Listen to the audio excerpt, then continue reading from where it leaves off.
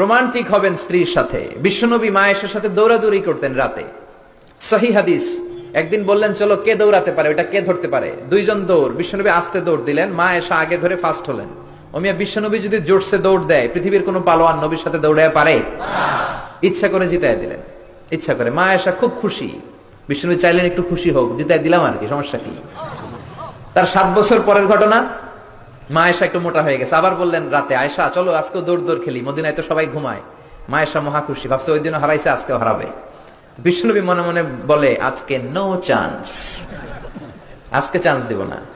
তো চলো ওই পিলার ধরি, দুইজনে দৌড়। বিশ্বনবী চান্স দেয় নাই। সাহাবারা বলতেন বিশ্বনবী যদি ঘোড়া হাঁকাতেন, জোরে ঘোড়া হাঁকালে 1-2 মিনিটের ব্যবধানে সাহাবারা বলতেন আমাদের ঘোড়াগুলো পিছনে থাকতো, সামনে দেখতাম আমরা শুধু ধোঁয়া আর ধোঁয়া। বিশ্বনবী ওনার ঘোড়া নিয়ে যে কয় মাইল সামনে চলে গেছে আমরা নিজেরাও জানি না। কি পালোয়ান! মক্কার সবচেয়ে বড় কুস্তিগিরকে 3টা আছাড় মেরেছিলেন উনি। ওনার এক হাতে ছিল জান্নাতি 40 জনের শক্তি, পড়েন সুবহানাল্লাহ। আয়েশা ভাবলেন আজকেও হারাবে। বিশ্বনবী মনে মনে বলে কি, নো চান্স, চলো দেই দৌড়। আজকে বিশ্বনবী চান্স দিলেন না, দৌড়ে আগে ধরে ফেললেন। মা আয়েশা রেগে আছে, হায় হায় পারলাম না। মহিলাদের মধ্যে রাগ করার একটা অভ্যাস আছে না নেই? কথায় না কথায় রাগ করে, এটাই ওদের সৌন্দর্য, এতেই ওদেরকে মায়া লাগে, ঠিক কিনা? বিশ্বনবী মা আয়েশার কাছে গেলেন, যে বললেন ইয়া হুমায়রা। মা আয়েশারে ডাকতেন হুমায়রা। ওই নারীকে বলে যে নারী রেগে গেলে গাল দুইটা আনার ফলের মতো লাল হয়ে যায়। যে বললেন হুমায়রা হাদিহি সাবকাতু বিতিলক, ওই যে 7 বছর আগে তুমি আমারে হারাইছিলা, আজকে তোমারে হারাইয়া ওটা শোধ নিয়ে নিলাম। আল্লাহু আকবার! কি প্রেম, কি প্রীতি, কি ভালোবাসা। এজন্য প্রতিদিন সকালবেলা ঘর থেকে বেরোয়ার আগে স্ত্রীকে বলবেন আই লাভ ইউ।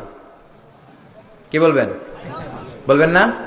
মুরব্বীরা মনে মনে কয় না, কইতাম না। বললেন বললে ভালোবাসা বাড়াই দিবে কে? স্ত্রীর প্রশংসা করবেন। নারীরা প্রশংসা শুনতে চায়। আপনি 1000 টাকা দিয়ে যেটা করতে পারবেন না, যদি বলেন তোমার রান্না মজা হয়েছে, তুমি অনেক সুন্দরী, দেখবেন সব কাজ পানির মতো সহজ। যা বলবেন তাই করতেছে, ঠিক না? যে সবাই মাথা নাড়ায়, মানে কমন পড়ছে। হাজারি সাহেব যাই বলবে কমন পড়বে, ওটা মানতে হবে, ঘরে ঢুকাইতে হবে, সাথে করে নিয়ে যাইতে হবে। এই ওয়াজ আমার মায়েরা, যাদের কানে আপনার কাছে আমার মাইকের আওয়াজ যায়, আপনারাও স্বামীকে শ্রদ্ধা করবেন, ভালোবাসবেন। খাদিজার মতো, আয়েশার মতো ফ্যামিলিটা জান্নাত করে দিবে কে? মনে রাখবেন আপনার বিবি চায় আপনার মুখ থেকে একটু প্রশংসা শুনতে। আপনার জন্য সাজগুজ করে, লিপস্টিক দেয়, চুলে বেনি পড়ে, সুন্দর শাড়ি পরে। সে চায় আপনার সাথে খুব সুন্দর একটা আচরণ করতে, আপনার কাছ থেকে চমৎকার আচরণ পেতে। কিন্তু একদিন আপনি বলেন না তোমার সুন্দর লাগে। এখন আপনার জায়গায় যদি আরেকজন বলে ভাবি আপনার সুন্দর লাগে, ভেজাল আছে না নাই? কথা বুঝার চেষ্টা করবেন। যেটা বলবেন আপনি, আপনার বিবি, মোহর দিয়ে আপনি তাকে রাজকুমারী করে ঘরে আনলেন, একদিনও বললেন না তুমি সুন্দরী, তুমি অনন্যা, তুমি সুস্নিগ্ধা, তুমি সুহাসিনী, সুকেশিনী, অসূর্যম পর্ষা, মেঘ কালো কেশ, কাজল কালো চুল, হরিণের মতো ডাগর ডাগর তোমার দুটি চোখ। একদিন আপনি বললেন না। বলে আপনার ছোট ভাই, ভাবি তোমার যে যা লাগতাছে, ভেজাল আছে না নাই? এজন্য আপনার বলা দরকার, আপনিই বললেন। বলবেন তো? প্রশংসা করতে রাজি আছেন? ওয়াজ শুনে এক লোক খুব মোটিভেটেড হয়েছে, খুবই বেশি ইনফ্লুয়েন্সড হয়েছে যে আজারি সাহেব বলছে প্রশংসা করতেই হবে। তো ওয়াজ শুনে বাড়িতে যাওয়ার পরে, এই গল্পটা করে আমি তাফসীর শুরু করব। বাড়িতে যাওয়ার পরে খাবার খেতে শুরু করেছে, গরুর গোশত দিয়ে খাচ্ছে। বিবিও ডাইনিং টেবিলে বসে ভাত দেয়, গোশত দেয়, হাজবেন্ডও খায় আর মিট মিট হাসে। বিবি বলে, এই রাত বাজে 12টা, ওয়াজ শুনে আসছো ভালো কথা, খাইতেছো, হাসো কেন? হাসো কেন?